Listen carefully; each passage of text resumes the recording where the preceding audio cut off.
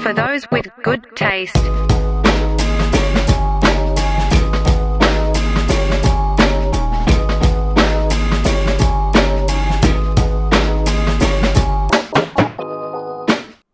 Hey, what is going on, everybody? It's your boys from For Those With Good Taste. We are. I'm Matt. He's Lenny. Hey, how you doing? I'm doing much better now that I'm back in here, buddy. It's a pleasure to have you, Matt. Oh, man. I feel like I've been on jury duty. Oh, like a hung jury. Hung jury, dude. Well, I was the hung juror, you know what I mean? Yeah, that's why they kept you. But no, man, it's like you're off doing this trial, and they're like, no, you can't go home.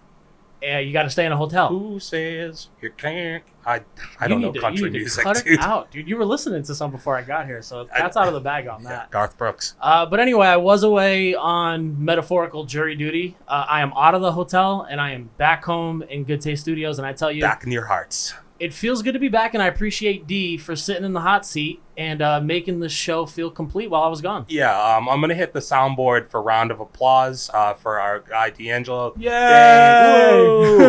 Thank you. It was really good. He was fucking awesome. Great job. I had a great time with him. Like that time I went on a date with him, dude. That was a really good one, too. Yeah, I thought we should address that, right? Because there was a couple times where he's like, I don't want to date you. I don't want to date you. I'm pretty sure you guys go on at least 2 dates a week. It's really, dude, he just sends a lot of mixed signals, if I'm being honest. But you know, like, men are hard to figure out, Matt. So, I mean, sometimes commitment is tough. It is. We just don't know what we want in most scenarios. Can I take this in a weird direction, like 2 seconds in, dude? I would hope so. Like, you're in a committed relationship. You've birthed a child. Myself, yeah. Yes. Yeah, 100%. Yeah. I had a couple parenting questions for you. Oh, like, dude. just in case anything was to happen with my relationship. I'll be honest, I'm a year and a half in and nobody's asked me my opinion yet. So let's get this out there, dude. Baby. Let's knock it out. Which one do I want to start with? So there was a couple celebrity news topics that popped up. Okay. That were about parenting that I just thought was kind of interesting. Let's start here. Are you going to bathe your child? I do bathe my child. Like, is that a... Yeah, like, so I'm not Ashton Kutcher okay. or Mila Kunis. It's not like a steadfast rule that you're going to stop bathing No, dude, your child? listen, man, I consider myself a pretty hygienical person, right? I take showers. I brush my teeth. I want to instill those same values in my kid, right? So I don't think it's a no questions asked thing. Out of the consideration of others, I would like my kid to bathe so that they're not the stinky kid in class. But, like, who's to say? Maybe they're right that the kid doesn't stink. Like, they're just like, well, if there's, like, dirt, then you clean it up. But, like, otherwise... there is something to it, man, because, like, you know, the people who overbathe, it's like when they tell you brush your teeth too much, you're going to take off the enamel from your teeth. Sounds like a myth. Yeah. I'll be honest with you. I think that's real. It might be. I'm not a dentist. Maybe it's just the same logic. And I don't know, maybe also, like, a nice whore bath. So you're talking about a bird bath? Yeah. Okay. The thing is, where do we draw the line? You know what? I think the line would be, like, pardon my French, but my gooch, like my taint area, it would get nasty if I didn't shower. After a couple hours, every once in a while. Like, you give shower every few hours. Well, no. What I'm saying is, like, if you give me a 32-hour window, my taint's gonna smell. At some point, I'm sitting in a chair and it gets a little steamy down there. And it's not my fault. It's the time is passing. Nature's just taking its course. Mm-hmm. I think it's important that if you're gonna not bathe your child, there's gonna get a point where they're gonna stink. And are you gonna tell them that they stink and just tell them to bathe, or what? You gotta instill those things quickly. In Big Daddy, does Frankenstein not bathe? Stop telling people my nickname, dude. I know what you call me outside these studios, dude. Take it easy, buddy. But no, does Frankenstein, he stops bathing for a time in that, right? And honestly, when I've thought about how I was going to model myself as a parent, Adam Sandler in that movie is a lot of who I'd want to be. He nails it on a lot of different facets, man. But the bathing part is tough for me. And I know that I'm pretty sure Mila Kunis is she wasn't born here. She was born in Russia, I think. Prussia, yeah, probably. Yeah, people over in Europe, they're just not they stink about, in general. They're not about the bathing life. Yeah, right? Europeans stink. I don't know if there's a water shortage over there, but for us, I'm a guy who showers, once, on occasion, twice a day during the summertime. 2 showers in a day hits different. You ever have those times where it's like 1 a.m. and you just like want to hop in the shower? Bro, Those are nice. You talking about setting up the night for success? Yeah, Like, I'm gonna sleep well because I'm feeling fresh. It's like you've been playing video games for a few hours. You get off the games and you're like, dude, you know what? Like I was out for a little bit earlier. I was walking the dog. I was doing some stuff, and I'm like, yeah, I could really rinse off this top layer. Yeah, and you know what? I don't think there's anything wrong with that. But I think a lot of people actually are. Well, I didn't even ask. Are you a night shower or a morning shower? No, I'm a morning shower. I have to do it to wake up. Yeah, that's my whole routine. I do understand the concept of people who are like, I don't want to go to bed with like the day's grime on me. My only argument with that is, do you get like the nighttime sweats? In the summer, like, I mean, I'm notorious for I didn't use AC forever. Okay. So, yeah, I know that you've told me that. That still till this day blows my mind. I do more now, although I haven't had mine on in the past like 5 days, but. Well, whatever. I do have a bit of a variable in my instance. So my wife, for the better part of our relationship, was always somebody who was cold, right? So she'd like cling to me for warmth, and that was okay for a time. But now this girl is cooking eggs on her skin. I have no idea what's going on. She's burning up all the time. Very, very hot. She's very like a high hot body black temperature. top in the summer. And I'm gonna tell you what, dude. There comes times where she comes shimmying over to me in the night, and I give that girl a nice swift kick over to the side. I thought you were stiff arming, dude. No, Heisman Trophy, dude. No, that's rude. You don't want you stiff arming your. I'd rather just kick her and tell her to move aside. That's so much better. Yes. Get on over there, girl. But no, man, I can't imagine waking up in the morning after like a night sweat and not taking a shower. It's just like the people who shower at night to clean themselves off. You can't shower in the morning, right? Because then you're admitting you're like a dirty bitch while you sleep. Am I wrong? What type of activities? It's like, do you not wash your sheets, dude? Like, why do you have to wake up and shower again? I feel like I look best if I get a shower in the morning. The hair sits a little more proper. No, that's actually. It's a debate, man. I think they got to hit us in the chat with that one because. Are you a morning shower or a night shower? Or a night shower person, or both? Maybe you do both. If you're both, do you feel like you're a dirty bitch when you wake up in the morning? Would be my last question. Are you changing your underwear every single time, or are you freeballing it? Well, no. I think if you shower at night, you put on a fresh pair when you go to sleep, unless you sleep in the nude, which is also perfectly Shout out to acceptable. those people. I can't pull that off. I don't pull it off, but when I have, I do enjoy it. He said, "When I don't pull it off, I do pull it off." That's like every now and again, you end up with like no boxes on, and you're like, "Well, this is actually very liberating." No, but it also feels very exposed, rightfully so. Yeah, I right? don't want to be that vulnerable. Yeah, in the middle of the night. I definitely feel you. All right, more serious parenting topics. Matt Damon's been in the news a lot with his new movie coming out, Stillwater, which I have not seen yet, but I do want to see. Yeah, he's also making a lot of comments about Ben Affleck and J-Lo, too. Which was weird. Yes, here's what I'm saying. He's in the news. Like, stay out of that. Dude, you gotta get out of here. I don't know if you read, he had mentioned his daughter's never seen Good Will Hunting. Yes. And she was talking about how, I think it was something to the extent, I read this like 2 weeks ago, that she's only seen like bad movies he's done, and it's because she doesn't want to like see him like for the like how good he is. I think that's a common thing with like kids not thinking that their parents are cool. Yeah. Right? So like even if they are watching good movies, maybe she's not taking it in as a good movie because it's her dad. Mm-hmm. You know who suffers from that? And I laugh at him like hardcore behind his back? The Rock.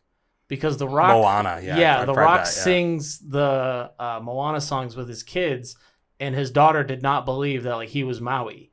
And then she found out like 3 years later and still was like, okay, so it's not as cool anymore. So how come he sounds better than you do? Like it just she threw him in the dirt, and he has to sing that song 1,000,000 times because she doesn't think he's cool enough. So my question for you, Matt, was like, as your daughter gets older, are you going to be the type of person who tells your daughter all the great things that you've done? No. Or are you going to let her find out the great things that you've done on her own?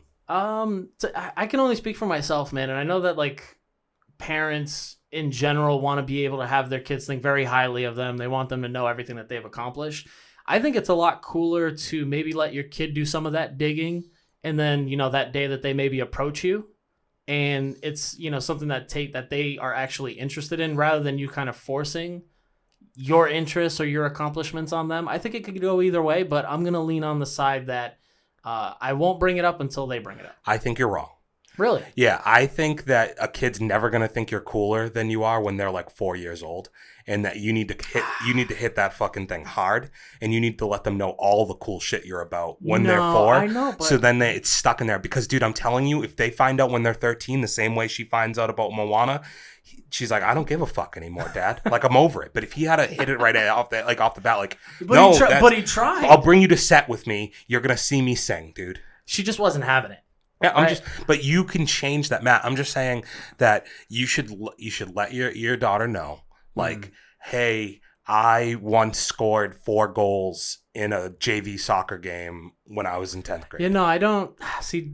That's where I feel like you're setting the bar so low on what great accomplishments are. No offense, I couldn't think of a bigger accomplishment. No, I get that. And as I was thinking about it, I was like, I really haven't accomplished much. So. I was like, I can't really bring up, like, what is he gonna be like? I had you, like, I birthed you. So the secret is in my answer. I have nothing to. I've accomplished nothing. So you're just hoping if you hold out long enough, you'll have something. Yeah, like her. maybe she'll dig something out and be like, oh my God, you did this, and I'll be like, you damn right I did. Wow, yeah, I did. Yeah, of course I did. Yeah. And then I go home and I'm like, oh my God, I can't believe I did that. Or here's an idea. You haven't started reading to your daughter yet, have you? We're not at the point where like long story books are really of interest. It's more like picture books at this point. You should like take out everybody else's names, all the heroes' names in those books. And put my name? Yes. That's genius. I'm writing it down as we speak. just a thought. I do think, and this is kind of like a quick sidebar about it. Your kids from the ages of like 4 to 10, I think are genuinely going to love you no matter what you do. But there's really something about like a 4-year-old looking at their parents, dude. Like, no, I think there's like a certain level of like awe and dude, like there's moments now, like, right? Because like you're able to do stuff that they can't do. Like my daughter is still trying to climb stairs. Yeah. And if I like help her climb the stairs, she's like, you're a god, dude. You've mastered these stairs. Whoa, you were an expert. And I'm like, there's your right, accomplishments, dude. I'm going to hold on to this for a little while, right? That's my point, though. But here's the thing, though. When they get to 10 or 11, that's where they start thinking for themselves. And they're like, oh, this dude's been brainwashing me this whole time. This shit ain't cool. I'm not following this guy. But if you're able to kind of instill something with them when they get to those like bitchy years, 13, 14, 15, and you could somehow establish yourself as the cool parent, you've got it made, dude. Because those early years mean nothing once they become the utter assholes that they're going to become at those preteen and teenage years. What would be like impressive to a 14-year-old in 2021? So I've always thought about this. So let's say you go to a concert or something like that, and you just happen to be like a super fan, right? And then all of a sudden you get chosen to go backstage and you're able to have a cool conversation with the rock band that they like. Yeah. And to me, they would be like, oh shit, like my dad knows these people. My dad like knows everything about these people. I didn't even know this stuff. Then they're like, oh, that's awesome. Like, can you tell me more? Well, and then you end up going to museums. Is this like a Justin Bieber concert that you're backstage at? Like, I'm just confused. What artist do you think they're going to... The Baby. Don't controversial. I wouldn't bring him out. I wouldn't bring him up right now. I thought of this, and I can't tell. This teeters a line of like very uncool, but also could be cool. Go viral on TikTok. I think that's a way to become like super popular. By dancing or something? I could see a kid being embarrassed, but what if you had a cool dance? I don't know, dude. You know, what if you did some cool shit? I think. What if you danced with them? What if they were like you got in there, helped them go viral? So okay, flipping this on you. Is that something that you think you'd enjoy doing? Like TikTok dancing? You could see yourself, you and your son, like jumping. Not me and my no. It'd have to be a daughter. You and your daughter? It would have to be a daughter, dude. I don't think I'd want like this. It's way. Here's the thing, Matt. I think it's probably way easier to be cool with a son as another man.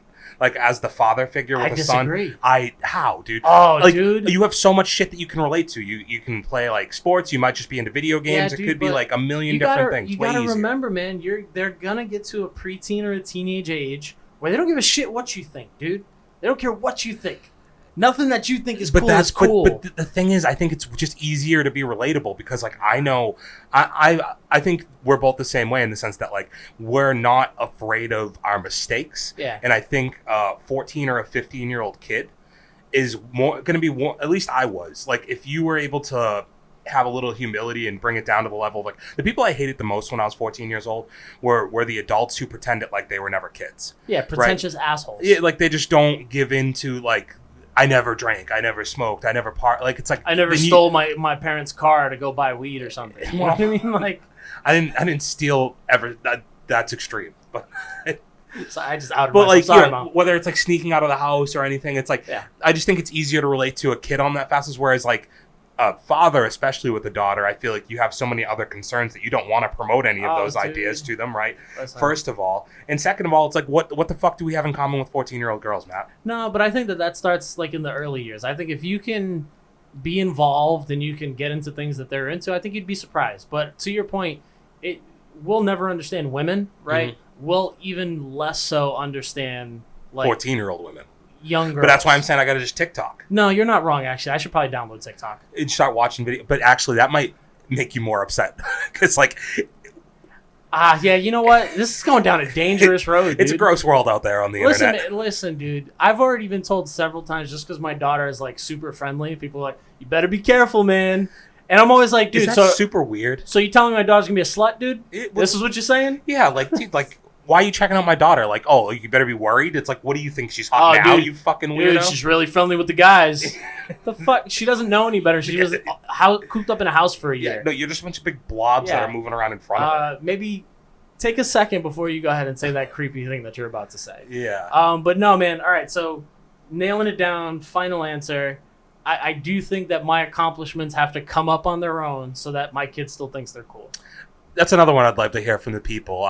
Inevitably, I don't know if anybody out there has kids. If you do, like, what is your thoughts on that? And if you don't have kids like myself, I still think it's kind of an interesting, like, question in there is, like, you know, first of all, do you have any achievements that are worth sharing? Yeah. Because that's where I'm at. I'm like, fuck. Yeah. I hosted a talent show when I was in, like, 9th grade. That was pretty cool. Yeah, I don't know, man. I DJ'd a couple, like, graduation parties. Like, I'm that's an sure, accomplishment. I'm no? sure if I went down like high school accolades, sports that I played, things like that, I could find some cool things. But to me, that just lessens... Do you have any trophies from when you were a little kid? Yeah, most of them are at my grandparents' house, though. I moved so much, dude. My grandparents like, we'll take all that shit. I only think I won like one trophy. I've got a couple. I won the home run derby in Little League. That was pretty cool. Ooh, Vladdy Jr., dude. What's up I with did you? have a donk. You're I was a savage, thick bro. little boy at that point. That man's round and he's hitting towns, dude. Well, I think that's something to think about. Do you show off your trophy case to your kid and then like tell him one story every night for every trophy? It's a short story for some I would have people. one night of the week. I'd have about half a week's worth. We're good. But I would tell the story as if I was in like Field of Dreams. Like I'd be like, so I walked onto the field. I'm flipping this on you right now. As someone who doesn't have kids, but you'd like to, right? Like we've talked about that Sure, stuff. yeah. I'm going to adopt like 6 troubled youths. Well, you told me you wanted to be the male equivalent of Angelina Jolie, and I'm Yeah. holding you to that. Yep. Are you going to be a parent? I didn't even buy my dog. I didn't even get my dog from a... Yeah, we don't need to bring that Shelter. up, dude. We're not Just trying to like take a- any heat. It's bad enough I brought up the baby. Yay or nay, lying to your kids? And I don't mean like white lies like, oh yeah, we're going to go get ice cream and you don't, right? Well, so what's the level of lie we're talking about? Like, hey, Dad. me and Mom weren't fucking last night. Hey, Dad, when you were wrestling with Mom, were you really banging? Like, Yeah, no. like, no, son. Like, do you want to know the answer? That's actually, like, that's what I do whenever I've gotten, like, whenever weed or something's come up with, like, my mother at the age of, like, 26 or something. She looks at me and I'm like, do you really want to know? And then she just stops talking to me. Dude, you're just like strong-arming your mom into stopping asking questions. Yeah, well, like, that's what I would do to the kid. It's like, what was going on in your room? I'll say, do you really want to wanna know? know? Do you really want to know the answer to the question? Do you want the nightmares that are going to come along with this? I'll get graphic, dude. I was in her butt. Like, yeah. Did you? I was hitting it. From the No. front. No, yeah. I don't mean- tell your kid that you were fucking their mom. No. fucking his mom in That's the ass. definitely That's not. It's insane. definitely not the conversation you want to have. No. So do you lie to your kid when they're like, "Oh, hey, Dad, could you beat up that dude over there?" Oh yeah, but I always set the same parameters. The parameters are the same in every instance with me in a fight. How big's the room? It's always gonna come back to that. We're back to a phone booth. Yeah, like, dude, like, set me up in a vestibule. I will fuck anybody up. But you put me in an open parking lot, we got an issue. Yeah. Speed definitely is a factor there. Yeah, like, I can't have you moving all around me, dude. I have to be able to get my hands on you and hit you once or twice. Yeah, I don't know, man. Like, I've been known to embellish a story or two, and I heard this question over the internet, and I was like, am I going to lie to my kids when they ask me certain questions? Like, hey, Dad, you know how to drive stick shift? Am I going to just be like, no? I'm gonna say yes, and I that's don't know. the thing, man. I have no idea. How to I drive a don't know stick either, shift. but I know more than they do. So, like, If we both know nothing, I know more than you do. okay, All right, it's that simple. it's gonna really suck if you I ask was, me to I was teach just him. curious, man, because I found that a very funny thing to be asked. Like, would you lie to your kids about serious things that they ask you? And now we've done 20 minutes of parenting 101 with two people who have Yeah, cumulatively a year and a half worth of Dude, I'm killing parenting it though. experience. Kids still alive, especially like during a pandemic. Oh, no, honestly, dude, that actually should count for like 3 or 4 Yeah. 4 years worth of experience. I'm essentially raising a kid during The Walking Dead, and like I know a couple people who have kids, so like I think not that I'm around them a lot or anything, And they're but not like I doing feel that like well some of right that now. stuff, yeah, they're terrible parents. So it's like, I think some of that stuff probably rubs off, right? No, Yeah. I mean, and trust me, man, you've had a dog for a couple of years, so I think you're Arguably harder, dude. You're further than people who have a kid. I never even talked about how Bailey ate a couple chicken bones on here a couple weeks ago, dude. See, like, think about all that, man. Like, if my kid eats chocolate, worst case scenario, they got a little sugar rush. Mm-hmm. Your kid eats chocolate, that's it's dangerous as hell. It's bad news, dude.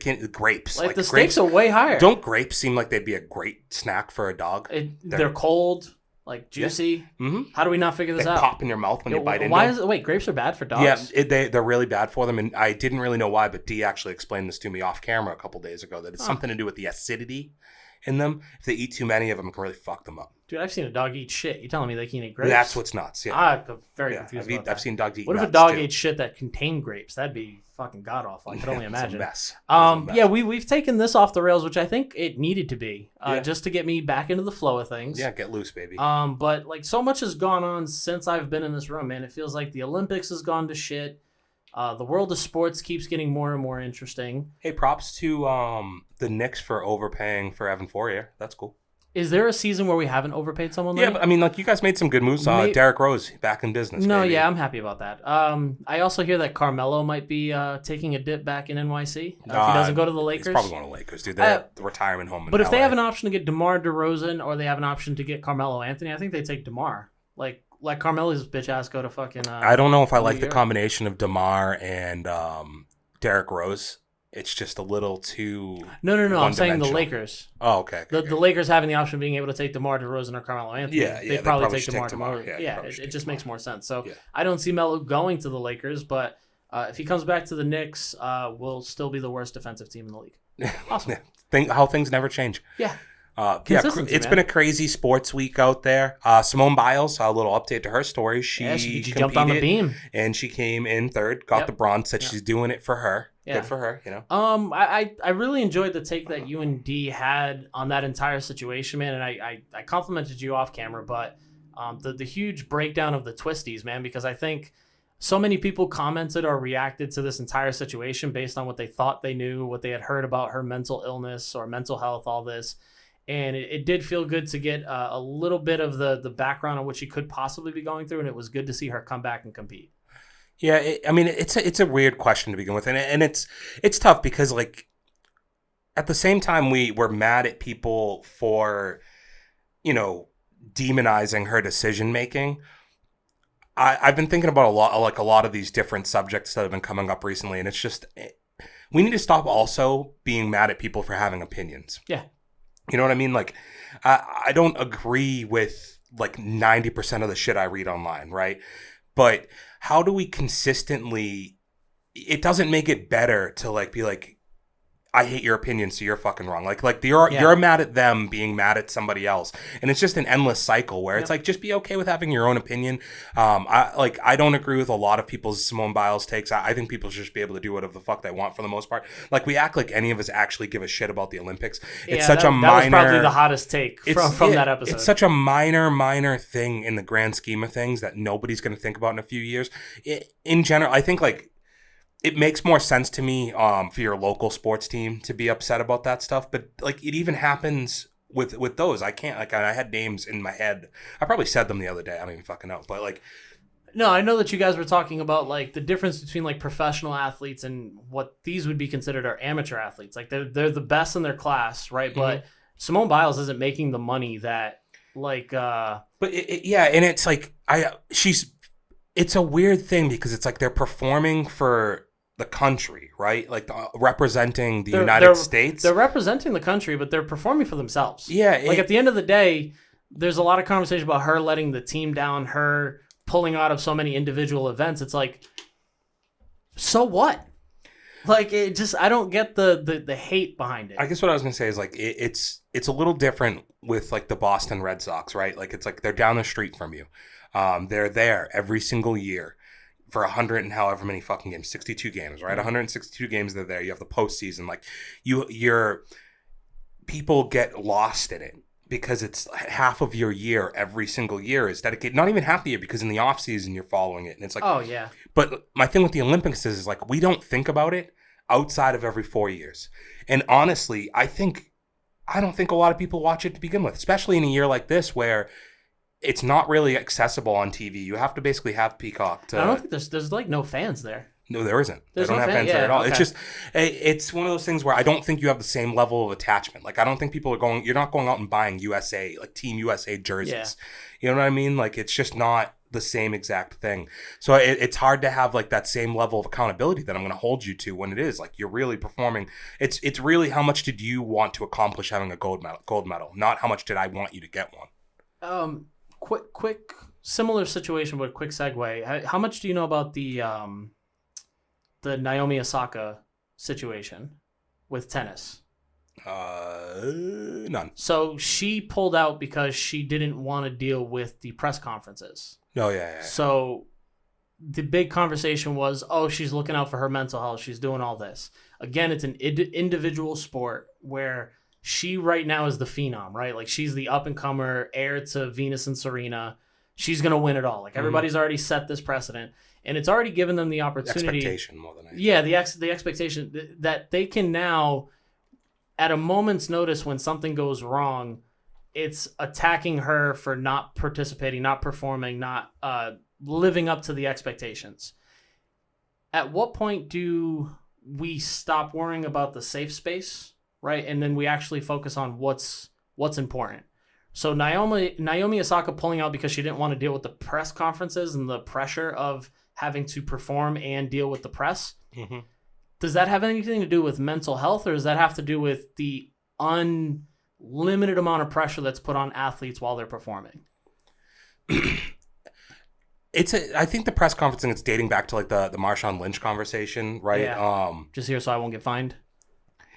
I'm of both minds on it because, like, you know, famously, like Nick Diaz got dropped from what was like UFC 139 when he was supposed to face George St. Pierre the first time. He just didn't. He didn't show up for the press conference, yeah. and it's kind of one of those things where it's like he's an independent contractor. It's kind of similar in the way that the Olympics works, right? But you do have, what is the level of responsibility that the athlete has to promoting and building and growing the sport? So when she is what you're saying, like the face, the next face of tennis, how she is and how she's willing to go out there, similar a la, like, you know, tying it into what we know, Ronda Rousey, you know, like in what, in the level of promotion that if you want to, first of all, make your name and make money in the short level of like short window that you have as an athlete, if you want to be a superstar, like that, you need to capitalize and need to do that. Now it's up to Naomi Osaka. Forgive me if I'm saying her name wrong, but like if she wants that, but of course the people in the tennis world are looking to her and saying like, our sport doesn't have a lot of superstars to tie ourselves to. We don't have a lot of public eye and buzz on us. And now the one bit of negative buzz, or the one bit of buzz we have is negative, and it's about how our biggest star doesn't even want to talk to the media. And I can see where both sides, it's like, it's hard being an athlete and then failing at things, and it's even harder to be able to sit in front of a stage. A person like Connor always got a lot of praise, right? Because he would take those losses and he would go right to the press conference. Chael was always really good about this too. Yep. These guys who talk their way into fights, but then were able to like humanize it after the fact. You're almost able to lean on the spotlight to help bounce back. Mm-hmm. We're in a situation now where if you have an opinion and people don't want to hear it, you're gonna be ostracized for having that opinion. No matter how much you back it up, no matter how much you have a reason to say the things that you're saying, if someone doesn't like it and they're offended by it, it's going to get blown out of proportion ginormously. People now try to cancel the cancelers. Yes. It's like, that's what I was trying to say earlier. It's like you are basically doing what you're mad at. You've become what you hate, right? So it's like that you read so much shit online that instead of being able to take yourself out of it, like I think that you can take in as much information as you want, because the more information you have available to you, you might find perspectives online from in that little blurb on Twitter. Like you only have 240 fucking characters, whatever it is, right, on Twitter to say something. To address a topic that you're interested in. And that's why I won't do it on there, is because like I'm not going to have a conversation about how you feel about the Simone Biles thing on Twitter, because there's never going to be a way that I can come off, I think, getting my full thought and without being controversial in some way. It's right? way too large a conversation for so little characters. Yes. Right? Like I think the thing that drives me most insane about the cancel culture, like canceling, is that we jump to certain issues. Like we jump to the mental health conversation. We jump to the LGBTQ community. We jump to a lot of conversations, and then it ends up being oh, you don't like this because they're, because you don't like this person because they're gay, or you don't like this person because they're straight, or you don't like this person because they don't want to perform for the press conference. And then you want to attack that, but then on the same side of things, you'll also be the person who has the opinion that if someone is suffering from mental health issues, you should support them and love them. Mm-hmm. But because it's an athlete who's doing something that you don't quite agree with, it then falls into, okay, well, my opinion also states how I feel, and I also have the support of a million other people. So if you disagree with me, you are now shitting on everything that I stand for, and that's not what it should be. I feel like the only people you should give any credence to opinions on are people that you can have conversations with in person. Yeah. Or like if it's not in person, some type of dialogue where you're able to have a back and forth that's not in text. You know what I mean? Like, because like you can't understand tone, perspective text, is really like important. context, perspective, like whatever it is via text. Like, so, when people want to have an opinion about DaBaby, or you want to have an opinion about Simone Biles, I just think that, like I said before, take as much use as you want from the internet. Read as many of those opinions as you want, but you need to be able to have a conversation in person and have it be a two-way street. I think it is part of it, right? I was going to say, it's important that if you're going to have an argument, you have to be able to at least see the other side. Mm-hmm. Like if you can't see the other side, I don't think you're allowed to debate. Yep. Yeah. Right. Sorry to cut you off. And we all have to be careful. Like we don't even like doing this on here, right? Like this is probably some of the more, I don't know if controversial is in the right, like just, hotter topics that we've been willing to talk about. I think generally we try to stay away from it a bit, because it is so hard to really, we could think about this as much as we want to, and we're still going to miss parts of what we're really trying to get across. And then all it takes is one thing for somebody to latch onto, and you're going to build and construct an entire opinion and argument about us based in that. And that's part of the problem with cancel culture, and like it's a scary fucking world. And I think we all know that, and like we don't want to beat it to death, but it's certainly not a conversation that we're the first ones having it, right? I think it's probably one of the hottest topics out there. But I think like anything else, man, the same way that we come in here and we may have differing opinions, we can't come from a place of understanding if I'm not willing to at least understand that your side exists. And that's a big miss for, I think the world right now in general, and we got to try and figure out how we can get around it. Should we maybe get on to some lighter topics? Most people show up here, I know, weekly for our comical banter about movies and TVs. Yeah, we went a little drama filled there, but but sports are part of our lives, realistically, and I know it's a lot of people's lives out there, and it's really right now. There's movies coming out and there's a lot going on, but I think that's some of the hottest stuff in pop culture right now. Is a lot like whether we say the Olympics are popular or not, it is dominating a lot of conversation online currently. The NBA, the NFL, like everything is. You know what it is, man? There, the world is trying to get back to normal after this pandemic. Ain't happening, buddy. And rather than us being able to get little scoops of it, everything comes out at once. So we're just getting all of this craziness, and it does seem like sports and entertainment are kind of taking the limelight. But I don't know about you, Matt.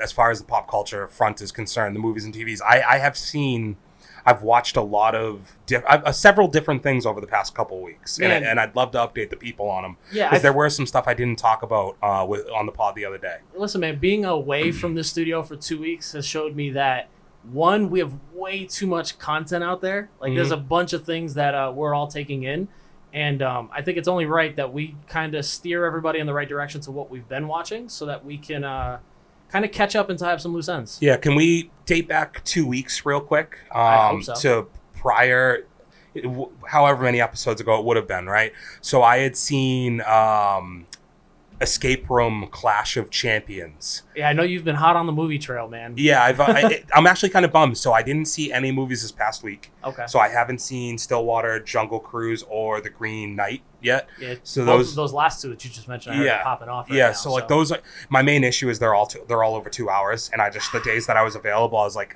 do I really want to go do this? Like I spent 5 hours of my day doing this. Realistically, I think I'm gonna have to go see one tonight because I'm going away, so I'm gonna miss, like, Thursday we have Suicide Squad obviously dropping, but we also have Free Guy coming out as well, right? So there's just that's gonna get me out the couch, five buddy. fucking movies that I've got to go see. And let's can we address the elephant in the room? Like, talking about the pandemic, like, kind of slowing down and things coming to a norm. There's way, like, I don't know about you, brother. I've been watching so much stuff that when you tell me, hey, this is coming out, or hey, we should watch this, I almost like fall into a panic. I'm like, where am I gonna find time? What are we gonna watch next? It's a scare. I always feel a little dumb saying it's like work, right? Like, but it is work. It is part of the process of doing this every week. Is like I do actually plan my weeks according. Like, that's where when I miss the movies on Thursday, it is tough because it kind of screws up everything for me as far as getting in the rest of it. But Escape Room Clash of Champions, like a 1 minute review on it. Yeah. Exceeded my expectation for the most part. Because I know that you enjoyed the first one. Yeah, well, I think it's like, I didn't really remember it that well when I was watching the second one, to be completely honest with you. But I do think it's a series that, in general, the first and second movie have exceeded most expectations. Only gripe I really come away with it having is the PG-13 rating kind of handcuffs it a bit. Okay. Because there's some elaborate traps and schemes. The one I've brought up in the past that I don't think is too spoilery is there's a scene where they're in like an escape room that there's acid rain, right? And there's like a 60-minute time limit, and they have to find a clue. That clue will open up a thing that covers them and protects them from the rain. But it's still coming down. Then they have another 45 seconds to try and find the next clue, and so on. And like, they're trying to unlock the door to get out, but they have to all in between that not get melted by the acid rain. The issue being, inevitably, once the acid rain gets to one of the people, because it's PG-13, they just like they go away from it. Oh no! And it's kind of one of those things where I just think that, like, to really get the effect of a horror movie, you've got to see the flesh burning off, right? So yeah, I think that it's handcuffed a little bit by a PG-13 rating, but they've actually built a somewhat interesting franchise. So props to them. If you're into like the Saws of the world, that's probably the closest comparison I would have. Yeah, it's not exactly that. It actually probably has a little bit better of a through plot. No, the first couple of Saws were okay. No, you got to, the first like 3 Saws. But they didn't. The storyline that ties them together, aside from the guy, is like not really because I think you're looking at like the escape room theme as like the challenges that they have to go through to get through it. Yeah. You're probably putting that on the side of. That's where I see Saw, but the rest of it is more interesting because it's really, there's a company that's like putting this together. Like, okay. So you're trying to find out who's doing that. Who's starring? I honestly don't know either one of them. The only one I do know is, I think it's Deborah. What's her name? The one from Daredevil. She plays the. Oh, redhead. Yeah. Yeah, love her. And True Blood, she's also in. But so she's one of the people in it. So like, that's really the only thing I've seen her do outside of that. The other two aren't well known. I don't think we would know them from anything. Her, Zoe Taylor Russell, and then the guy Ben. Logan Miller. Yeah. Okay. It's nobody's. But so I saw that, and then what was the other movie? So, of course, we talked about Snake Eyes on the pod the other day. Old. Yeah. Listen, brother, I could see the reaction in your face, and I did tune into the podcast. Yeah. So I don't need you to try and sell me on this movie. I won't. But you and I did watch the trailer together, and we had some comments about M. Night Shyamalan where it was like, man, you lost me after The Village.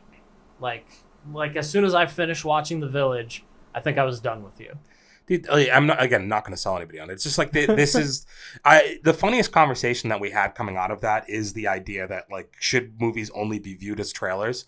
And I do stand by the fact that watching that movie in trailer format is still significantly better than seeing the actual movie. Because as soon as you start like unthreading everything and you're like, okay, what's the science behind this? Mm-hmm. I've heard the explanation and I'm like, nope, Not sold on it. What was Can you look up was old rated R? That's the only thing I'd be interested. Coming off of talking about how Escape Room, like Clash of Champions or whatever, could have been a little bit better as Tournament Champions, but I feel like PG-13. No, they did. I'll tell you, he did better with the PG-13 like visual effects Than Escape Room did. Yeah, for Okay. like the PG-13 stuff, as far as like giving me a little bit more of the fucked up stuff. Yeah, I just someone was telling me about the movie because I was like, listen, spoil it for me because I don't plan on watching it. And he goes, no, honestly, man, the funniest part about it is when the kids who I guess get older, they're like, oh, we were just playing. Oh yeah, they're just fucking That is easily that's one of the We were playing and my stomach started hurting. Yeah, like that's one of the weirder parts of the whole movie. That's so wild. Including the baby afterwards. Yeah, the whole that part's it's actually one of the better parts, but that part's fucked. Like, it's really funny that somebody said to me when I was telling them about that part, they're like, how did they even know how to fuck? And I guess it's like an instinctual just thing. Came natural, yeah. But they couldn't explain what they did. But but they're 6 years old in terms of their brains, Hey, you never right? played Like, doctor, dude? like, does your metabolism speed up your knowledge? I have no idea, dude. I mean, my knowledge still isn't sped up at this point. But yeah, those are the two movies that I can think of that I went to see. I don't think there was anything else because I've already talked about. No, Snake you said Eyes, Snake so. Eyes at length, and it was one of those things where I do have to make sure I go catch that movie because I avoided most of the spoiler stuff that you guys gave. I don't think you guys spoiled much. No, I don't really think you should spoil. Decent recap. Like M. Night Shyamalan movies, because for people who are interested in the franchise, like you're gonna get some. You go in knowing there's gonna be a twist. Of course, there's a twist at the end of this. So, so what else have you watched outside of the theater, Len? What have you been catching on the streaming services? the biggest one, obviously, Outer Banks. Oh, I knew you couldn't wait to talk about that. And I can't really talk about it too much. I know. I will It's just my keep fault. saying this because I feel like this show is number one on Netflix. It's extremely popular, but nobody I know Knows about it. is watching it, and it's kind of crazy to me because it's like I understand why on paper, right? Like I get it, but if anybody actually watched Like if the you fucking show, watched the trailer alone, you'd be sold on it. I think. yeah, it's a fun stupid show. I'm like sitting there watching it, Matt, and I'm like, they're clearly stealing so much. It's being made in the right time because they're taking stuff from what they see in the movies that are successful, like the Fast and the Furious and stuff. I can just see it in the way some of it's filmed, right? And even like season 2 has more of that. Seems like, more bigger budget. yeah, thing. it's bigger Okay. budget. You also have the fact that like the parties are kind of split up, so you're waiting to see the people that you like together, like back together. You know, so there's just more of that stuff, and it's a fun ride, dude. And the actors are great, dude. Like Listen, I know we can't jump in it too much because I didn't hold up my end of the bargain to watch it. and nor am I upset about it. 'Cause No, there's been I a know, lot of shit I know, going on but as far as TV, yeah, like there's just so much going on. I got how would you say? I got derailed. The Outer Banks train got derailed by TWD, dude. yeah. And we'll get into that in a few minutes, but I am making the promise that when you get back from your hiatus, Good way to put it. we are knocking out Outer Banks, dude, because season 1 knocked me off my boots. I think that's the proper way to say that. Knocked me out of my boots. Sure. There's the a way snake in my boot. well, that was the reference I was making. But the ending to season 1 really does set up season 2 perfectly, and I know that it was highly anticipated on your watch list. But is that the only thing you've been watching? Well, so because you reminded me The Walking Dead was on Netflix, I did go and bang out the 6 episodes that I still had on that. It's on, dude, I'm trying to think like what else has really caught my eye recently. Once I finished Dawson, it was like I'm kind of in a little bit of like a funk because I was disappointed with that. Listen, man, this is what I've been trying to get out of you for the last 2 minutes. Yeah. I needed everybody to understand because I know that you were talking about that you were catching up on Dawson's Creek. You're really hyped on it. Hyped was like, Hyped is the perfect word. I don't think it's the right word. Because you were you couldn't wait to tell everybody like, almost done with Dawson's Creek. And to see your reaction, knowing that it's all over, I was like, listen, man, we got to get this out there. So I know that it took the wind out of your sails a little bit, and it made it difficult for you to navigate the waters. How are you feeling coming out of Dawson's Creek? Wind out of the sails is probably a good way. Inevitably, a lot of those kinds of shows just aren't good, and that's why people don't watch them, right? And it's because at some point they become unrealistic, and that show had a good thing going for it, and like anything else, it just petered out towards the end. I won't bore everybody with what I bore you with as far as like my in detail opinions on it, but it was it was a little bit of a heartbreaker, man, to be honest with you. Yeah, And it's one of those ones where it's tough to, like, where do you go from watching something like that? Like, I feel like I need to now find, maybe I'll do like a How I Met Your Mother like rewatch. That's dangerous waters right there. Well, it's because it's also not good, but I just think something a little more light. Like the thing about it is like, well, don't say How I Met Your Mother's not good without addressing the reason why it becomes not good. yeah, well, it's the same. It falls into the same trap a good where show. like by season 9 or 10, it's just there's not a lot left. You can Where's say that the about- mother, dude? Let's meet her. Why Yeah. are we beating around the bush? Yeah, and instead they cop, well, because you know what's funny? It's very similar in the sense that like Dawson kind of that show cops out a little bit at the end. Yeah, you're talking about Ted. Yeah, well, the same thing they do there, where it's like, oh, the fans always like Ted and Robin, so just, spoiler alert, whatever. But like everybody always loved them, so let's get them back together at the end. It's like, no, like stick to what your story was. Get to the end and tell me who the fucking mother is. Yeah, you want to talk about commitment issues? Just write it and forget about it, dude. Like, it's how you ruin good shows. But I felt like The Walking Dead was like I was kind of happy you reminded me that they had added new episodes to Netflix, because once I got done with Dawson, it felt like a good... you need to I needed to find some like testosterone. No, that's an instant palate cleanser. Yeah, dude. It's like eating salt and vinegar chips and then drinking coffee. But in a way, that's why I was kind of... And you're not completely through it yet, but it's just those last 6 episodes aren't... They're what people don't like about the Walking Dead. And I think that's the issue I have, is that it comes off of a really solid kind of finale with the tower. Man. So they have the scene at the tower. We finalize the Whisperers storyline, and we're moving on to the final stage of this long arc of a TV show, right? Yeah. We're gonna finally get the context on what the Commonwealth is and all this. And instead, we mainly get you're like, oh shit, Maggie's back. We're going to see how the Negan stuff plays out. Yeah. We're going to see how she interacts, like what she's been doing. And instead, you get one episode where you kind of talk to her and get some perspective. Like, I like the conversations with her and Daryl. Yeah. That was interesting. They do a very good job of helping you reconnect the dots with Maggie. And they do a really good job with that in that, it's a scene with Judith where there's just a moment of, we're back. Yeah. And that's where... But you want more of that. I think that's I know. I think that's the major issue I have, is that they do so much character building in fixing, not filling, giving filler to Carol. It's I don't need a Carol episode so much at this point in the season 11 run. Yeah, more I think I know everything I need to know about Carol. There's these characters where we know what they're capable of. We know their struggles. I just need to see them in action. We'll get in there. We're gonna get you're not to the point where you are gonna get some interesting stuff with some characters here. But yeah, it falls victim to some of the stuff I don't love. But however, it's not to say I'm not looking forward to the new season and to the finale of this whole thing. Yeah. I am actually really excited for it. The one thing I'll ask you on this is the dude with the 2 knives and he wears the mask, Beta. right? No. Oh, Elijah. Yes. Yes. They're not knives.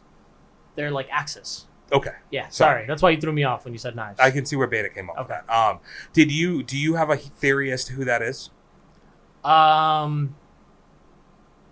of me thought it had something to do with Morgan. Yeah, that would be... That was an instant Morgan maybe had a kid during this time. No, remember if you go back to season 1, he had a son. Well, he had a son who you never see die.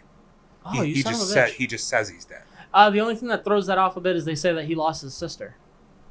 What do you mean? Maggie makes the mention that he lost his sister when they meet with partially deaf girl. That's fair. The only tough thing I would say with that is first of all, the mother was already... What happened to Morgan's wife? I don't know if Morgan's wife was dead. She definitely dies. She definitely died. Is she the one who walks home? Right? She shows up at his door. She's the one that shows up at his door, and although we never see him die, Morgan says that he didn't have the courage to kill her, and she was the one that killed his son. I wonder. You can also say in this world, there's a lot of people call themselves family now that 100%. That are family. But that is a good point. I missed the. You're making a Dom Toretto reference. You got to cut that shit out right now, dude. But all you need is family during The Walking Dead. You are right, though. That's a good point. He does say that his sister just died. I like the kind of camaraderie between the two of them. Yeah. We haven't gotten any information about that either. Freaking Connie ended up with what's his face? Yeah, that guy. Virgil. Oh, that's his name. Yep, okay. Virgil. I thought he was going to show up. He's not that far away from like Oceanside wasn't that far Also, away, right? A few days. did he swim? Because I was was under on the that impression island, that didn't there it? was no other way off the island. Yeah, Right? because she took the boat. She right? took the boat, and he somehow ended up with a horse. Also, how did we end up on? Like, how did we get here? I feel like you could just find horses though. No, dude, that guy, Virgil, dude, he couldn't even he locked up people because he couldn't kill them. Like, this guy's not tracking down and kill Have you breaking gotten horses? to the? You probably haven't yet. The episode with Gabriel and Ethan or whatever. I think his name's Ethan. Aaron. No, I don't think I'm there Okay, yet. I don't think I'm there. I'm excited for you to get to that episode. But to your point, man, really just being able to kind of get sidetracked, have that palate cleanse. You know, you and I have talked a lot about me catching up on the challenge.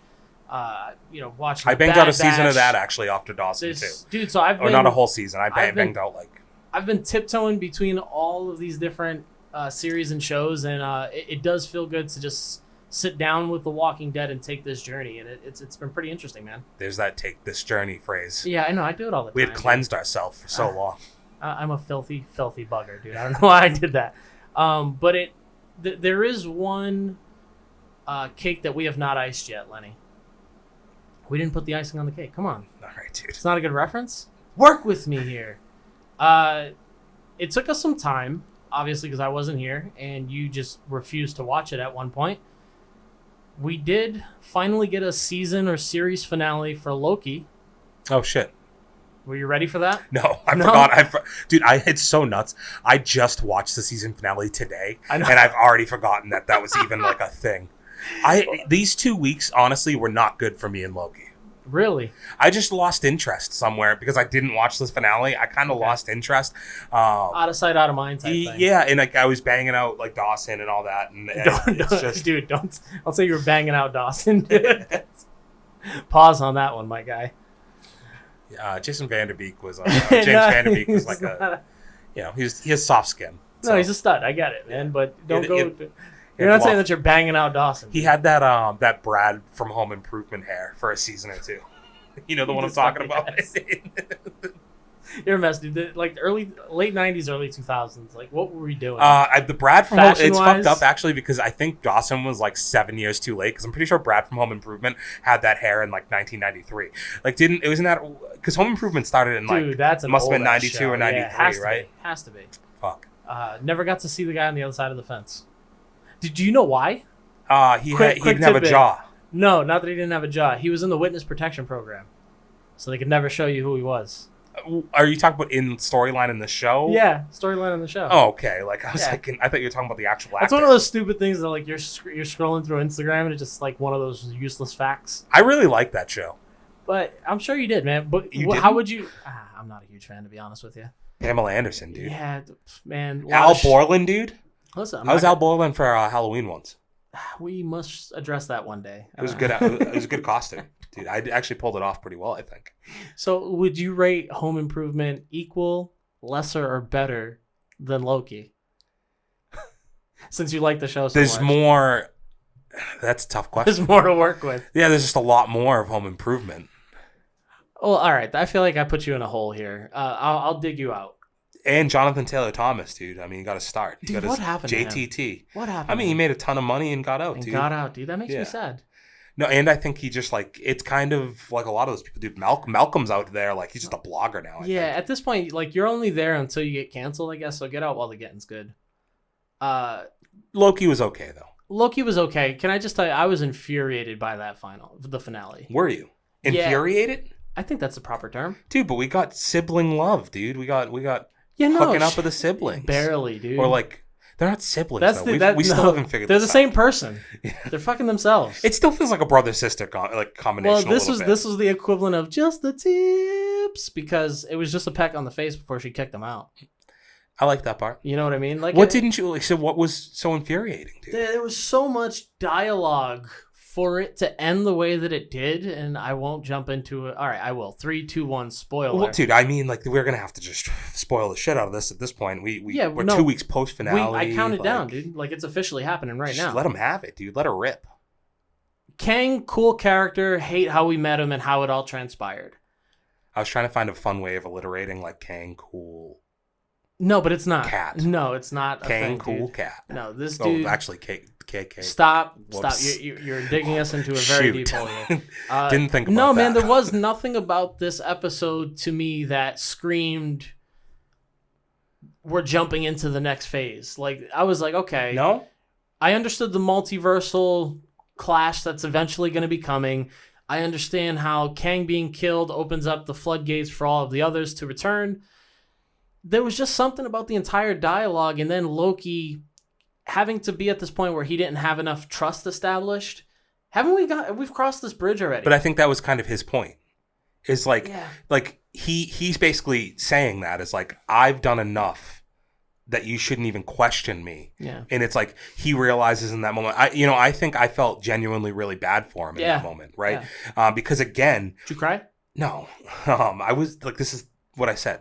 I was a little too in and out of paying attention to some of this. I think overall, I agree with your sentiment that it didn't feel like a finale to me. Yeah, it felt like a Netflix. This is part A. We're gonna give you part B type scenario. That's a great way to piss off the audience, dude. Yeah, so I get that, but I do think that some of those stories I was interested in seeing how they played out. Like, I think they did a really good job of establishing the Sylvie and Loki relationship, right? Yeah, they did. And so when she does, but at the same time, they've told you this whole time that they were individuals, right? Even though they're the same person, they're individuals. They're very much so individuals, and she's always shown that she was going to probably do her own thing, and we just little by little started to see it be the other way, right? And it's like, I've talked to you with this relationships with other movies and TV, that like things needed to feel earned. And I did think that when she chose to go with her own convictions rather than like melding with Loki, that wasn't earned emotion. So I did feel bad for him at that point. And I did feel a little bit of heartbreak when he gets pushed back through the hole, you know? I do think it was all earned, but there was the scene where they immediately walk into Kang's castle, I guess we could call it. Sounds like a Mario level. Yeah, no, that's pretty dope. Copyright infringement, trademark.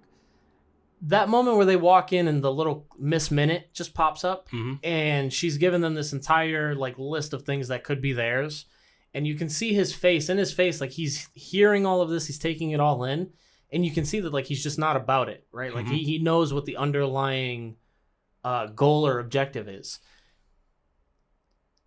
It felt so much like she was second guessing herself from the moment that they walk in, that to your point, it does feel earned, but it almost made it to the point where like, what did she think was going to happen after? Yeah, like she thought that free will was going to be the end all result from killing this guy, but here's the thing, Matt. Yeah. Me and Dee talked about this with Snake Eyes, right?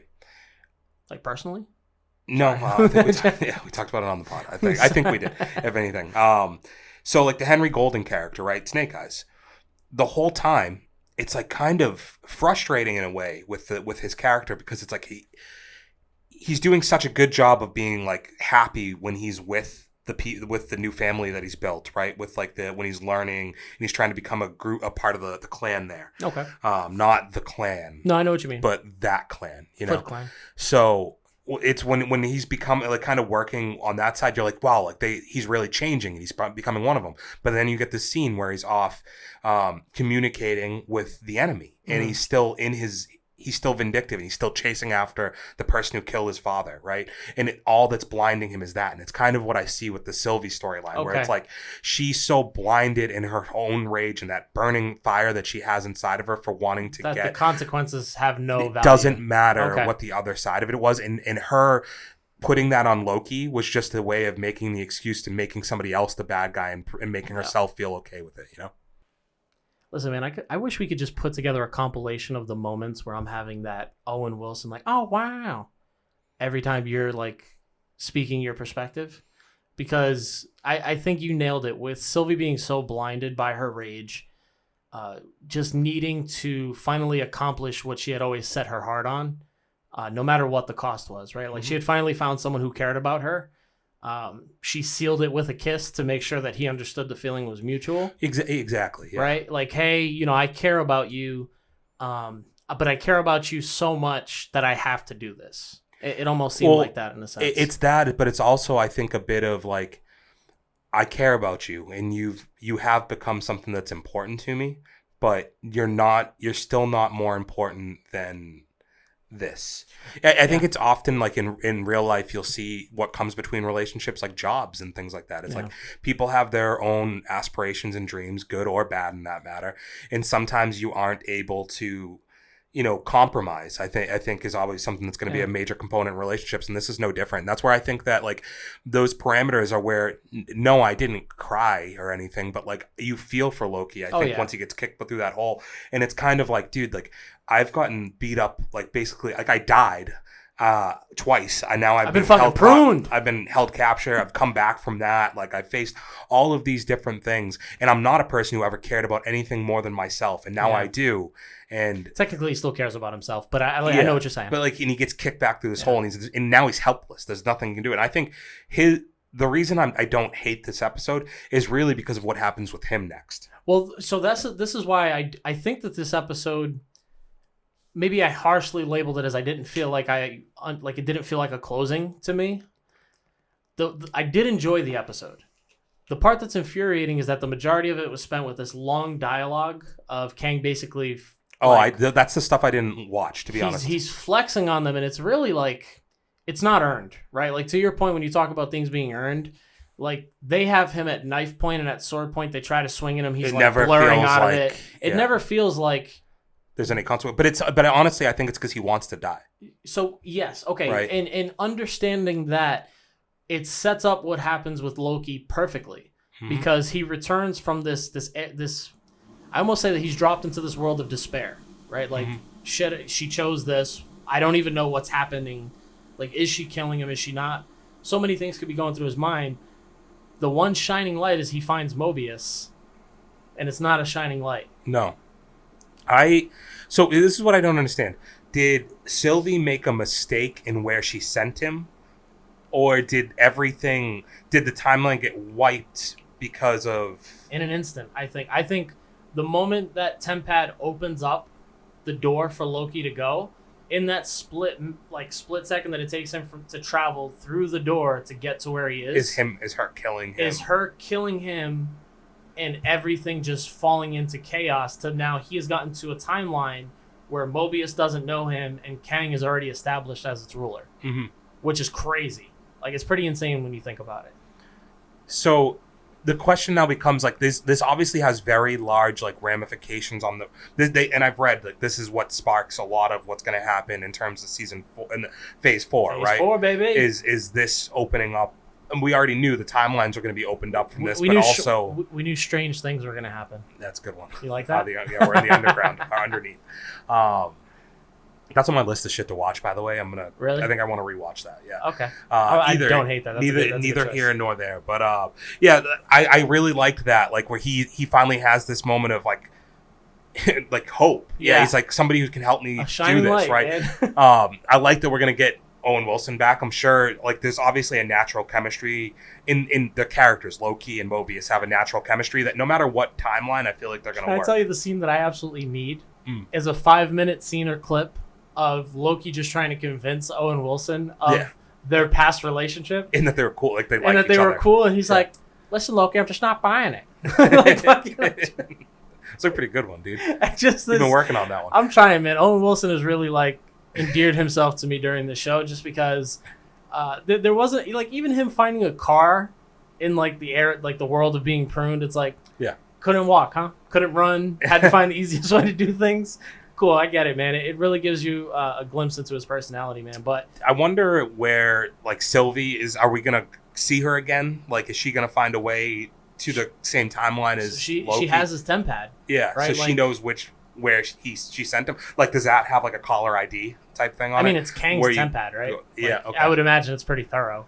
He said he doesn't have a log. Yeah, like, can I go to past jumps? I hate you because that actually makes a ton of sense. You should be able to just pull it up and be like, all right, 3 jumps ago, okay, there he is. Pulled it off. Nailed it. Yeah, I mean, I don't know, like, what is next for Sylvie and how, like, you got to feel like there's got to be a comeuppance for somebody.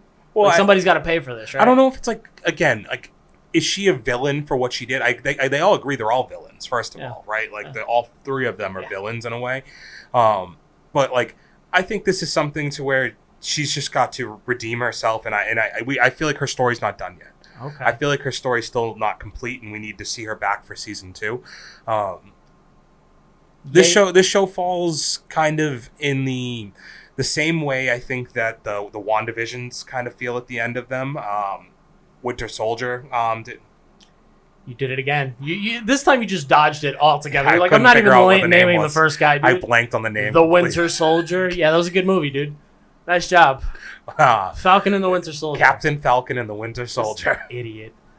Listen, dude, I'm not gonna have you get in a suit, all right? Because So you can't bad figure at out the name names. of that. But no, like but how you're they right. how they kind of the short episode runs. And the fact that they are seasons of TV shows, they're not movies. Yeah. We're not getting the complete picture, and I think that's going to be controversial because we want to see. We all want to know what's next, and like we're not all patient to want to We're a get bunch there. of naggy bitches, Yeah, dude. yeah, Like, that's what I was gonna. That's what basically what I was saying. Yeah, I was hearing you say this, and I'm like, who the hell are we? yeah, like because like on paper, this is a pretty good show, but like we're also not trained. The thing is, like I've talked about this, and like I hate to tie in Dawson again, right? Here's the thing. I'll let you tie in Dawson because I'm gonna tie up the Bad Batch real quick. Every episode, every season of Dawson was 22 to 23 episodes. Okay. Like that's what we were trained through most of our like teenage years as to what TV shows are. I've talked about that with Arrow. That Yeah. like you would get the main storyline's only like 12 episodes, but each season's 22, right? Yep. So when we get shows that are only 6 episodes long, we're like, this isn't enough. There What the fuck are you doing? There better be no filler. Yeah. And I better have all the answers at the end of it. Yeah. Otherwise, I'm murdering all And of it's the you. same thing with the Bad Batch, right? It's just Well, like all right, we want to be in complete control of what we like are getting. I'm laying on my cards, Len. Caught up on the Bad Batch. We are now on exit episode. It feels like we're coming off the highway. Well, you're about to here. get to exit 16 on season. Pretty episode much, 16, yeah. right? So we're on there you episode go. 15, coming up on episode 16 this Season week. finale, yeah. Season finale, and since we've had Hey Archer on the podcast, I have made it a point to take in the Bad Batch with as much of an open mind as possible. Right, start every episode fresh. Give them credit where credit is due on a lot of the things that they've done. And after this recent episode, I felt vindicated. I felt like all I had to do was just stop being a naggy little bitch, and we'd eventually get to an interesting episode. You got there? The meeting that I've been waiting for has finally happened, and it ends the episode. And 3, 2, 1 spoiler, Crosshair has captured, or Hunter gets captured, trying to save another one of their clone buddies, and Hunter's is locked up in a cell. Crosshair finally lines him up and says, I wanted all of you, but just you will do. And it's like, okay, shit's What's about gonna to go happen down. next? Yeah. But I think getting to this episode was the part where it kind of helped me understand where we had to have those filler episodes to kind of understand what the Bad Batch was willing to do from a mission perspective. Because in order for them to save their friend or their colleague, they have to get away from the mission that they're being paid for. And it is set up several times in the season where they're making conscientious decisions based on whether or not they want to eat and make money or if they want to abide by their honor. And it had to be set up that way in order for this episode to really make sense. So I'm glad I stuck it out and I'm happy I waited. Yeah, so sometimes you have to see the whole picture, right? Yeah, and just stop nagging. Like, just let it be what it is. Get through the riffraff, if you will, and just understand that there is an end goal, even if you don't agree with what the end goal is. It all comes back to our initial conversation earlier, right? Is like that we all have opinions and we all have a way to share them now. And it's just like... Nailed it. It's obnoxious to a point because it makes it... And it's the same thing with people doing fucking podcasts every week. So assholes, dude. Because we can just go and put our thoughts into the world, now you can be judged on those thoughts, but you also just sound like a douchebag having the thoughts. Yeah. It's like, it's a fucking endless circle. But like anything else, man, you get progress, and I think that's what we wanted. That's We're what growing. we want. That's what we want Yeah. from these shows, from ourselves when we're taking in this content, is we want to put ourselves in a place where we can take in what's happening and just be able to go along for the ride. And I'm certainly happy that we're doing that. The same way you did with Dawson's Creek, man. That ride might end up coming to a screeching halt and just burn into a ball of flames. But you got to take the ride. Joshua Jackson, though. Awesome. Nailed it, guy, dude. Charlie He was Conway, great, man. The guy can't miss. Fucking fantastic. So we'll wrap it up there. We enjoyed Loki. We're looking forward to what could come after Doctor Strange, Spider-Man, everything else that follows. Good luck to you with Bad Batch. Oh, I man. hope the last episode is Bon appetit. If I'm not here when you get back, you know what happened. Okay. I went down. I went down with my brothers. Yeah, you it's know? that bad. But we got some other Marvel stuff in terms of some trailers. So we got a What If trailer. And what if you saw the trailer, Matt? How'd you feel about it? No, I did see the trailer. It's not a matter of what if. I can tell you exactly what happened. We took in the trailer, Len, and I'm interested. I'm a little bit perplexed, and I don't think that's a bad thing. Yeah, I mean, this is gonna be a weirder show. Yeah, and that's really. I like getting something that's gonna really have no impact on the grander scheme of things. And honestly, like the two things that I'm most interested from it is I think the artistic work on it looks incredible.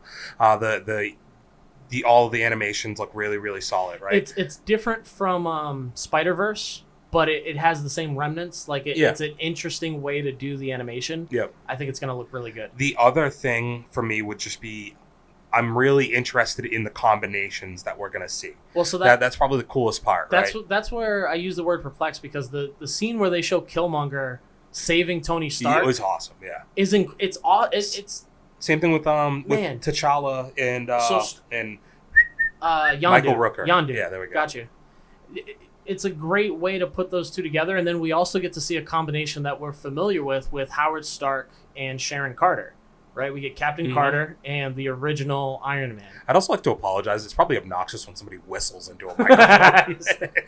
Yeah, that one point where it's just that's all right. You can edit it, dude. You'll fix it. Nah, I'm leaving it in there. No, we're leaving it in there for the cash. I'm gonna actually add in a spot that says, "Hey, in a second, I need you to turn up your volume to 50." If you really want to get this full experience, Dolby Atmos, turn this bitch up. I'm actually gonna take out the theme song at the end. I'm just gonna loop myself whistling. Could you maybe just get the correct whistle and then just put it in there at ultra high frequency? Only if I can do it myself. Like I have to whistle this out. But are we missing anybody? So we got T'Challa, Star-Lord. Oh, we had obnoxious Thor. I didn't like the way Thor looked. He's the only one that I was like, he doesn't look like Chris Hemsworth. Like everybody else looked really, really Loki good. doesn't really look like Tom Hiddleston.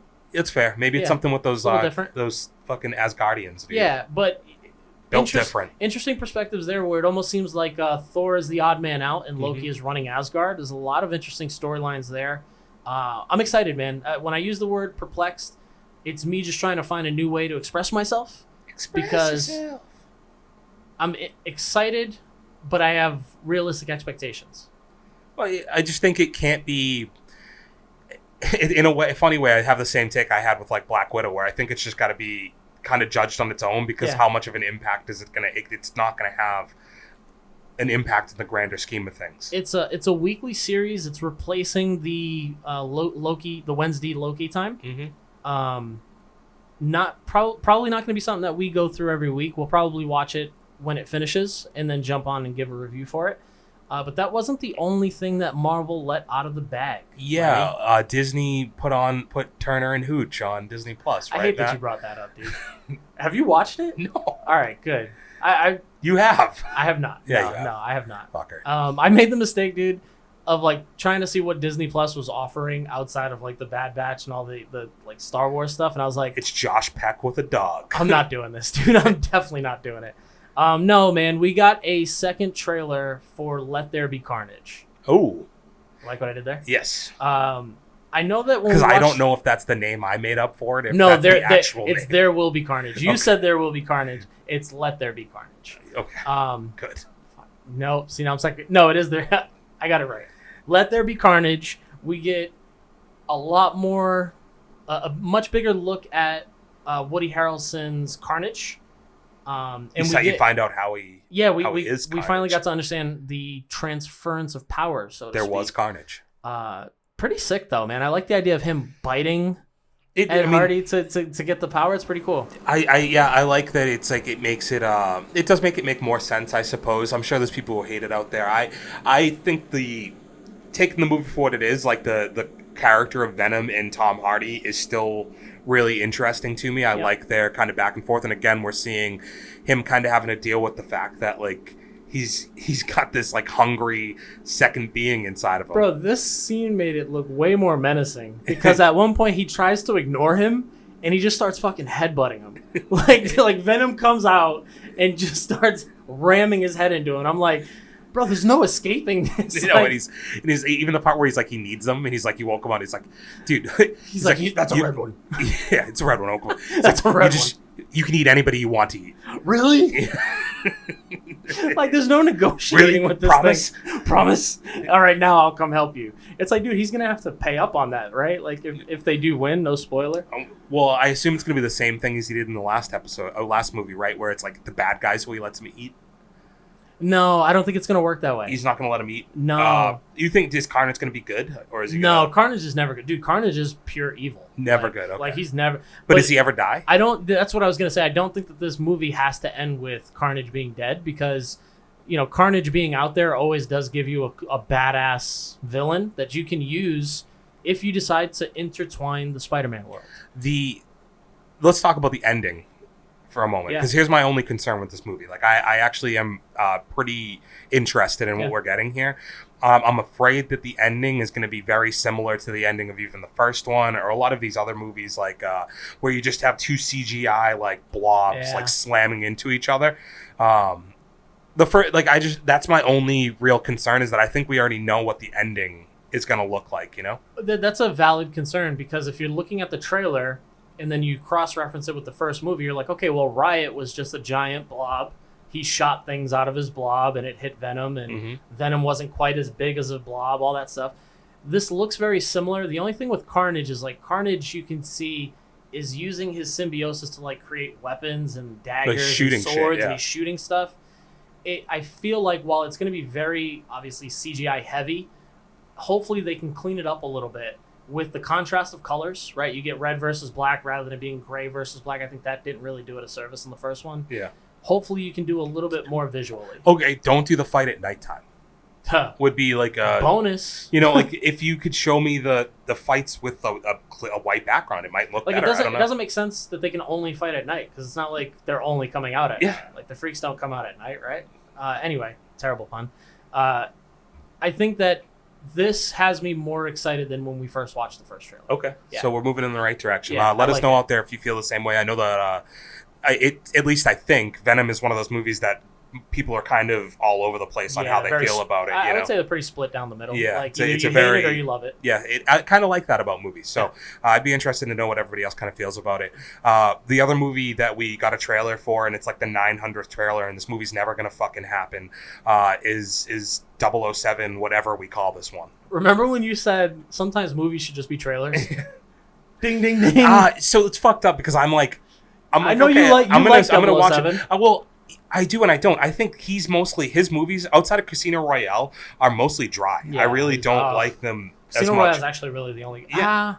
There's things that to like about the other movies, but I think they're just long and there's a lot of nothing happening in them too. You're not wrong. Whereas Casino Royale, I think, just did everything pretty well.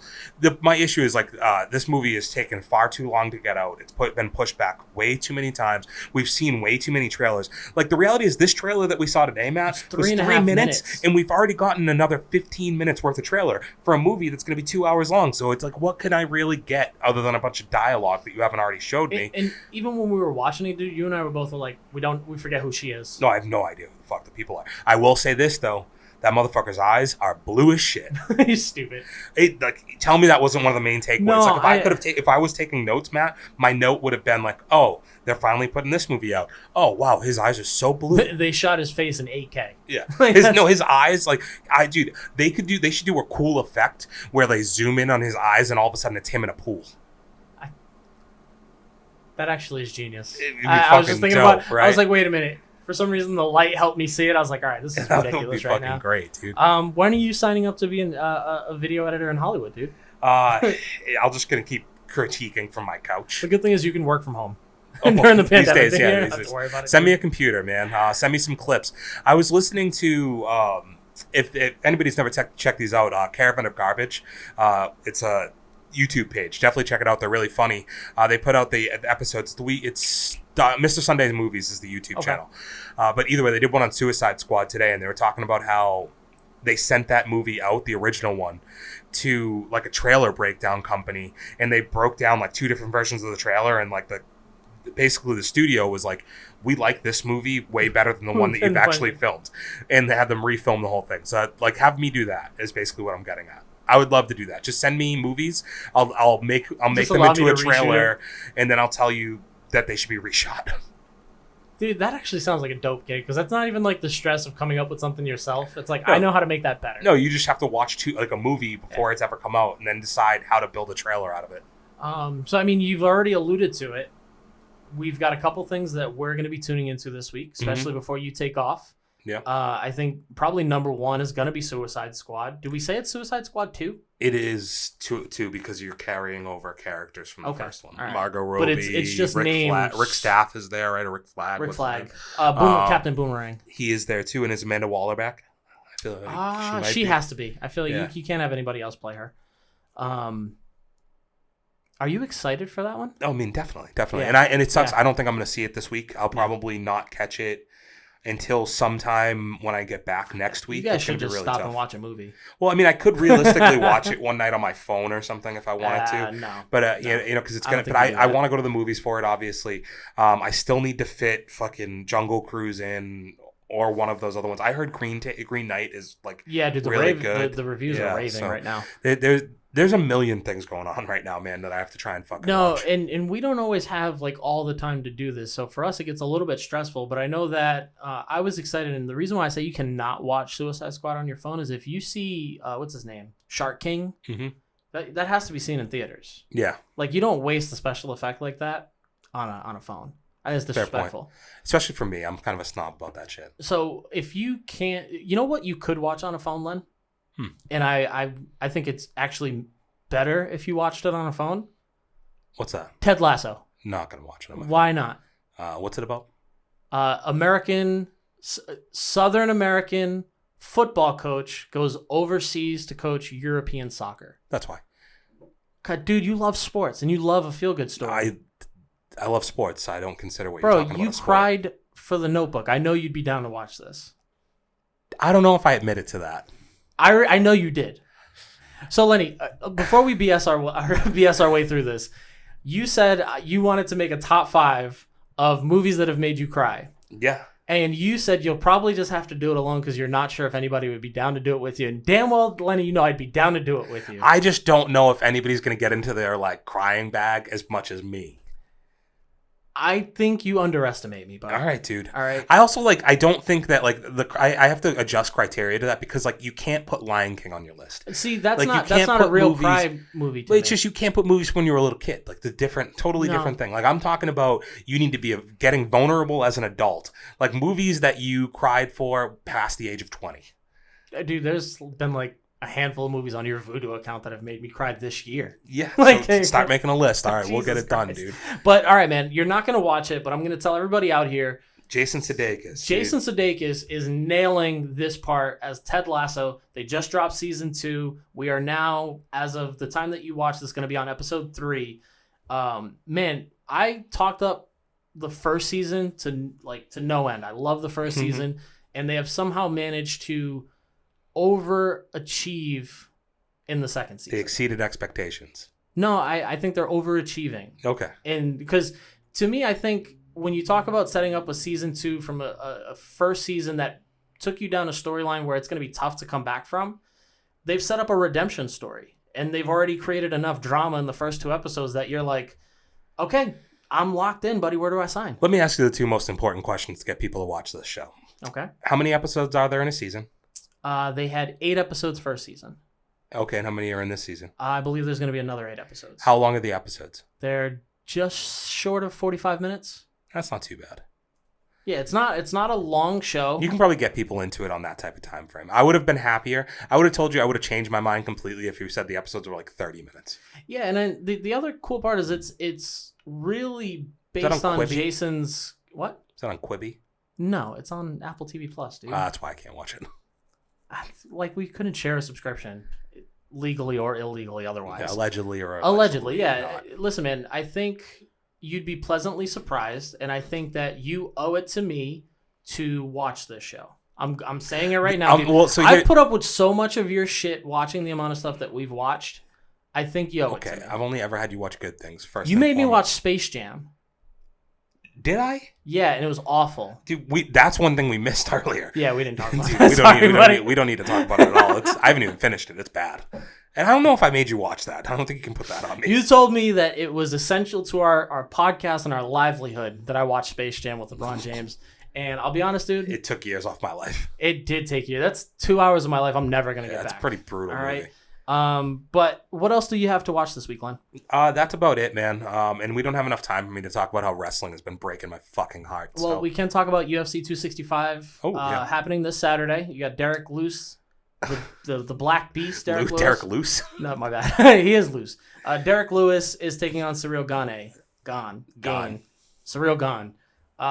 In a interim heavyweight title fight. That shouldn't be happening. It's disrespectful. I'm rooting for the Black Beast, but I think he's probably going to get picked apart. The issue being that Cyril Gane's a little bit of he's a little too pretty. He's also with the way he does things. Technical as shit, dude. Well, that's why I think that if he wants to, he can probably just fight on the outside and avoid getting hit. Yeah, this could be a bad time for Derek But Lewis. of course, like Derek Lewis finds a way to pull this shit out of his ass. So I mean, he's never been in a situation where he's like on the verge of losing and hasn't come out on top. So hard man to bet against, yes. But it seems like a matchup that's kind of set up for Cyril Gane to win. Yeah, and we also get Pedro Munoz versus Jose Aldo.